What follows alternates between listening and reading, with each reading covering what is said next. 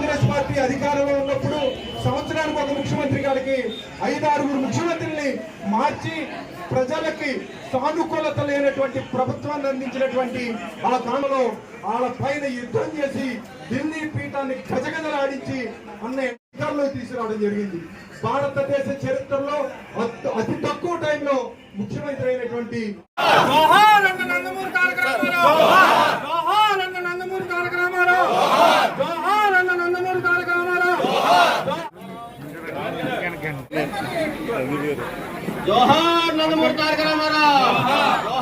నందమూరి తారక రామారావు.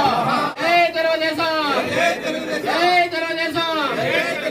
నారా చంద్రబాబు నాయుడు గారి నాయకత్వం, నారా చంద్రబాబు నాయుడు గారి నాయకత్వం, నారా చంద్రబాబు నాయుడు గారి నాయకత్వం, నారా లోకేష్ బాబు గారి నాయకత్వం, నారా లోకేష్ బాబు గారి నాయకత్వం. జోహార్ నందమూరి తారక రామారావు. నందమూరి తారక రామారావు గారి యొక్క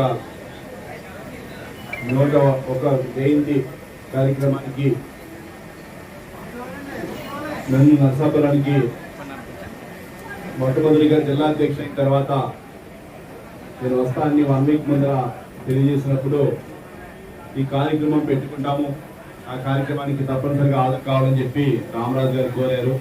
రామరాజు గారికి ప్రత్యేకంగా కృతజ్ఞతలు తెలియజేసుకున్నా. అదేవిధంగా ఈ కార్యక్రమానికి ఇచ్చేసినటువంటి కూడా వేదిక ముందున్నటువంటి తెలుగుదేశం పార్టీ కుటుంబ సభ్యులందరికీ కూడా హృదయపూర్వక నమస్కారాలు తెలియజేసుకుంటాను. ముందుగా గౌరవనీయులు నందమూరి తారక రామారావు గారు మనకి స్వతంత్రం 1947 సంవత్సరంలో వస్తే 48వ సంవత్సరంలో 1948లో ఆయన నటుడుగా ఆయన జీవితం ప్రారంభమై 1983 వరకు సుమారుగా 35 సంవత్సరాల పాటు సుదీర్ఘమైనటువంటి 300 సినిమాలు కానీ ఎన్నో పాత్రల్లో ఒక కృష్ణుడిగా, ఒక రాముడుగా, ఒక దేవుడిని చూడాలి అంటే ఒక మన రామారావు గారు వేషంలోనే దేవుడిగా కనిపించేవారు.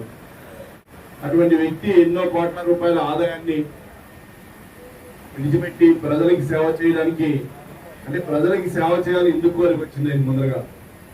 డిబిసి ఓపెన్ కానీ ఎన్నో గాలివాన్లకు కానీ ఆయన భిక్షాటన చేశారు. ఆయన సినీ నటుడుగా చేశారు. పేద ప్రజలకు సహాయం చేయడంలో ఆయన ముందున్నారు. సినీ రంగంలో ఎంతో మంది సహాయ సహకారాలతో పాటు ఆయన సహాయ సహకారాలతో కూడా ముందరు చేసిన తర్వాత ఆయనకు అనిపించింది ప్రజలకి సేవ చేయాలంటే రాజకీయాల్లోకి రావాలి, పేద బడుగు బలహీన వర్గాలకి వెనుకబడిన తరగతులందరికీ కూడా మంచి కార్యక్రమాలు చేయాలంటే రాజకీయాల్లోకి రావాలని చెప్పి ఆ రోజు పార్టీ ప్రారంభించి 42 సంవత్సరాల పాటు సుదీర్ఘమైనటువంటి రాజకీయ రంగంలో ఎంతో ఎన్నికలు తీసుకొచ్చారు ఆయన. అందరూ విధంగా ఆ రోజు మన మన రాష్ట్రంలో తెల్లటి అన్నానికి నోసుకునేటువంటి ప్రాంతం ఉత్తరాంధ్ర కానీ, తెలంగాణలో కానీ, రాయలసీమలో కానీ ఎక్కడ కూడా తెల్లని అన్నం తినేటువంటి పరిస్థితి లేదు.